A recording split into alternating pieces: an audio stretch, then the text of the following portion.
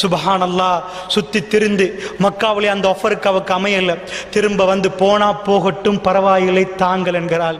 எடுத்து போனால் மதீனாவுக்கு தன்னுடைய குறைய சொல்ல, தன்னுடைய வேதனையை சொல்ல, தன் பக்கத்தில் விளையாடுவதற்கு தனக்கு என்று ஒரு நானா இல்லை, தனக்கென்று ஒரு தம்பி இல்லை, தனக்கென்று ஒரு தாத்தா இல்லை, தனக்கென்று ஒரு தங்கச்சி இல்லை, யாருமே இல்லாத, யாரோ இல்லா, எந்த குடும்ப உறவும் இல்லாத ஒரு பிள்ளைகளோடு கரமுடான பாதையிலே ஆடுகளுக்கு பின்னாடி ஓடிக்கொண்டு அல்லாஹ்வுடைய தூதர் வளர்கிறார்.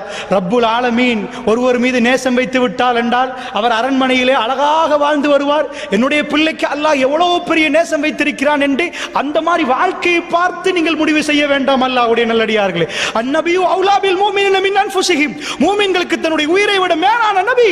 அவரை போன்ற ஒரு அனாதையை நீங்கள் இந்த உலகத்தில் காண மாட்டீர்கள்.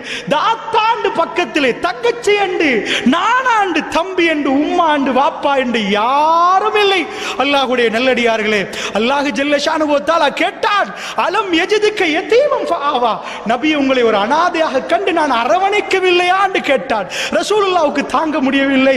அல்லாஹ்வுடைய நல்லடியார்களே, இதுதான் ரசூலுல்லாஹ்வுக்கு சொல்லிக் கொடுத்தது அல்லாஹ்வுடைய பாசம். அலம் யஜிதுக யதீமன் ஃபஆவா வவஜதுக லால்லன் ஃபஹதா, நபியே வழி தெரியாமல் எங்கேயோ போய் கொண்டிருந்தீர்கள், உங்களுக்கு நான் நேர் வழி காட்டின நபியே.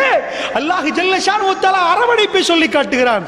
வவஜதுக லால்லன் ஃபஹதா வவஜதுக ஆயிலன் ஃபஅக்னா, தேவை உள்ளவராக இருந்தீர்கள், உலகம் வேணும் என்று இருந்தீர்கள், துனியா தேவையில்லை என்று ஆகிவிட்டது நபியே, நான் உங்களுக்கு ஆக்கவில்லையா?